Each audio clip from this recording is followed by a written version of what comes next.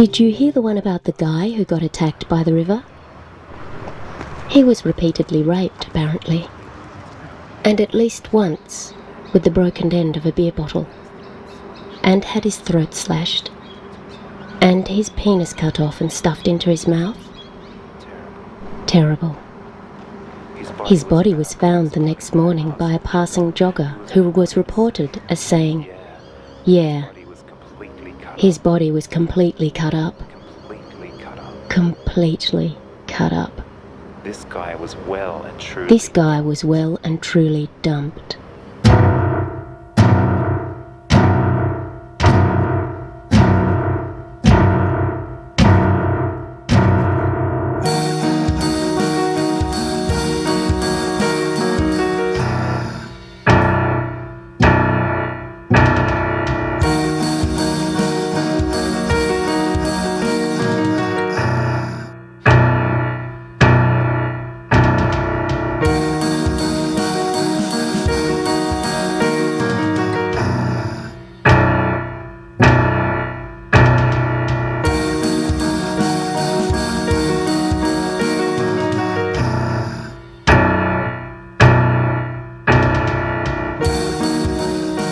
There's this story right about these two men. They were lovers. They were in love with this city.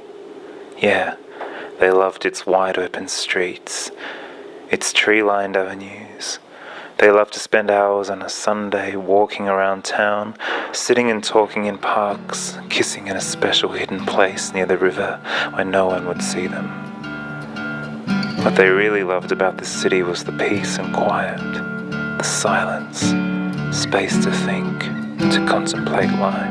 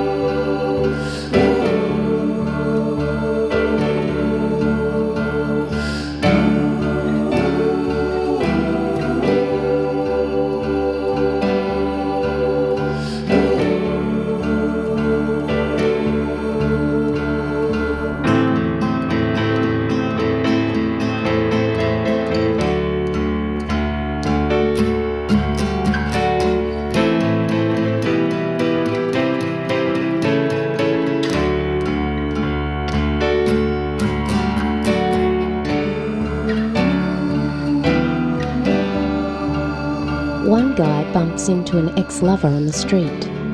It's inevitable in this town. Not really knowing what to say to him, he spills out with, "Oh, excuse me, but I've noticed that every time we meet, you seem to be absent, constantly and consistently somewhere else.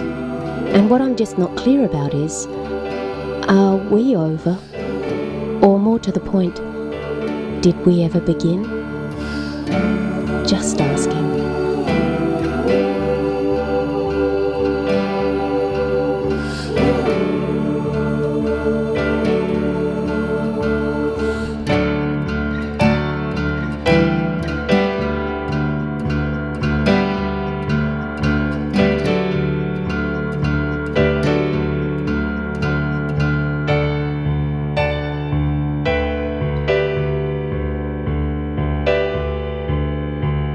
When I was young, I remember hearing stories about how all these young boys were found. A kind of mass killing. I remember hearing about how one of them was found, stuffed into a plastic bag. And to make him fit into the bag, his head and legs had to be cut off. His legs and intestines removed, and his legs shoved inside his carcass. His head was tied to his torso with a plastic cord. I don't remember all the details, but the work was very intricate. I remember also that his flesh and muscle tissue were removed from his arms and legs, leaving bare bones. The head of his penis was cut off, the shaft was cut down the middle, his scrotum cut open, and his testicles removed. Tattoos were cut from his arms and legs for posterity. All of these body parts were shoved inside the torso, stuffed into a plastic bag, like I said, dragged into a park and buried in a hole. Can you imagine? Can you imagine?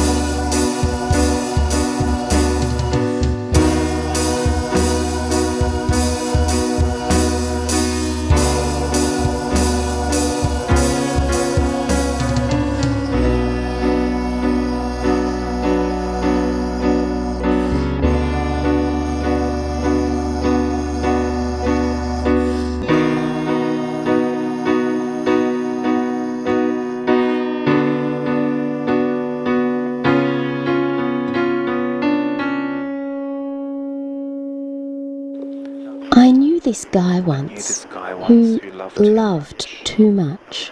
You see, he had You so see, much love to give he had so much love to give that he searched all over town, down the side streets and laneways, through the parklands. In fact, anywhere in this city that he could find a man who would love him back. But the streets were empty, completely deserted. There was There not, was a, soul not a soul around. No one to be found. No one to be found. So he went looking in the darker places. He went behind closed doors when no one was looking. Behind closed doors He crept when into no one people's was looking. houses after midnight. He crept into people's houses after midnight. He kept a low profile but had high standards. He would find this man if it took everything he had inside him to do it. Because, you see, his heart was filled with love. The question was, where could he put it? Where could his love go? Where could he put it? Where could his love go?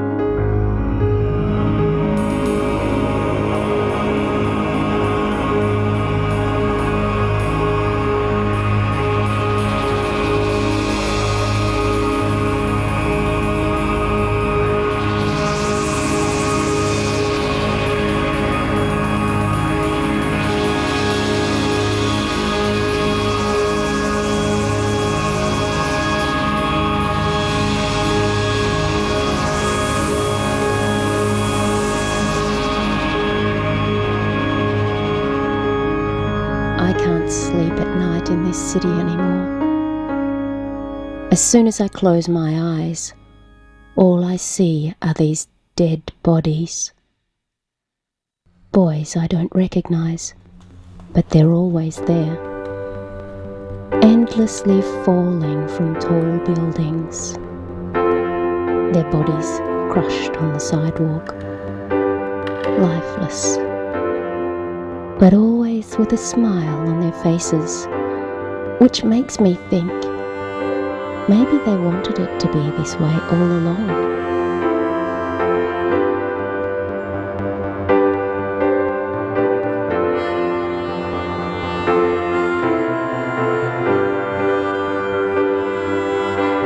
Four boys swing like monkeys from the handrails on the last train home from the city. They're shaking the carriage, causing trouble. One of the boys stands kinda too nearish to my seat, a cute Anglo with a quiff. His friends carry baseball bats. Their t-shirts are numbered. The train pulls to a halt, empties out. It moves on to the next station. Apart from these boys, I'm the only other passenger left in this carriage. I can't help but stare at the quiff boy. He glares full back at me.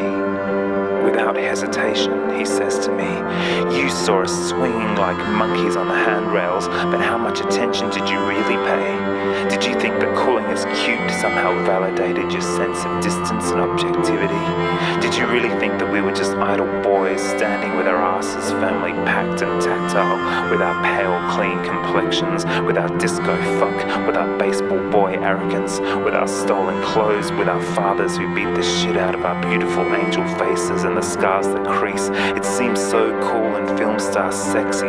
Well, listen to us, you fucker. You've got it all wrong, right? Cause you see those baseball bats we carry? Yeah, well, we're gonna jump off this train and take those metal poles and smash some fucking faggot's brains onto the pavement until his fucking skin and teeth stick to the sidewalk, until his queer cock-sucking mouth is driven into the rat-shitted cockroaches at the gutter, until the pressure inside his skull bursts and the blood spurts from his ears, till his ass is blown out by a shotgun and all those boys that entered it are blown away with it. Yeah, and we're so really cute, just like your dreams of River Phoenix before the club scene, so coy but rough around the edges. While we say, get out of our faces, get off of our train, and thank God it's still light outside. It'll soon be dark.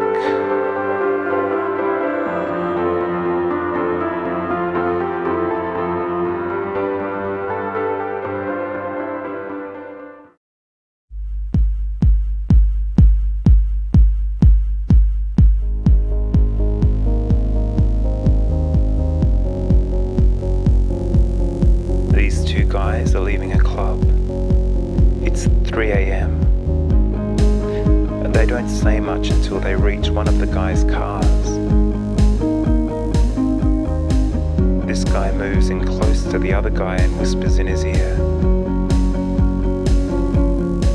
"It's the lies you told. Do not ask me back to your house. You do not know what you are getting yourself in for. Do not cross that line with me. Let's go somewhere else, some other place. Do not count on speeches or seduction. Be careful to go easy on the booze. Smoke one less cigarette. Dance close to me. Just move slow. Dance close. Don't say another word. Now, get into my car."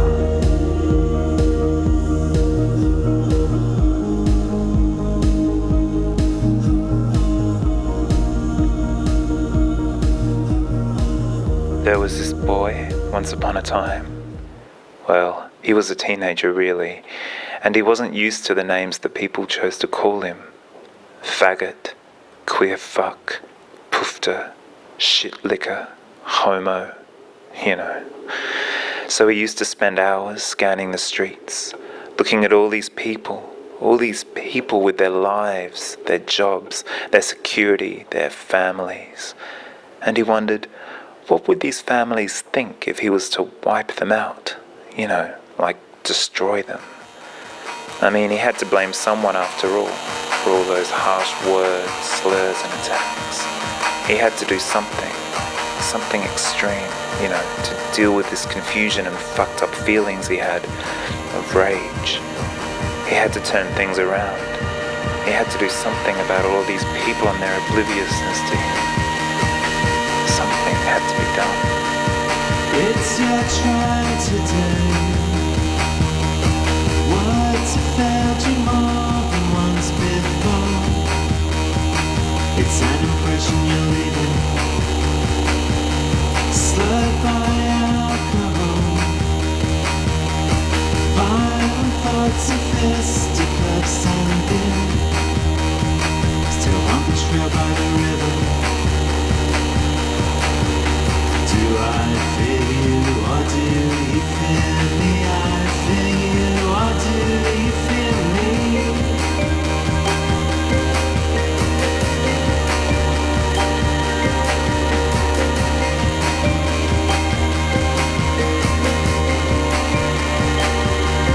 And what can you say? We have got the right to be concerned on account of the freezing empty streets at night. Who would want to walk those on your own? It's still a tragedy breathing. Do I feel you or do you feel me? I feel you or do you feel me?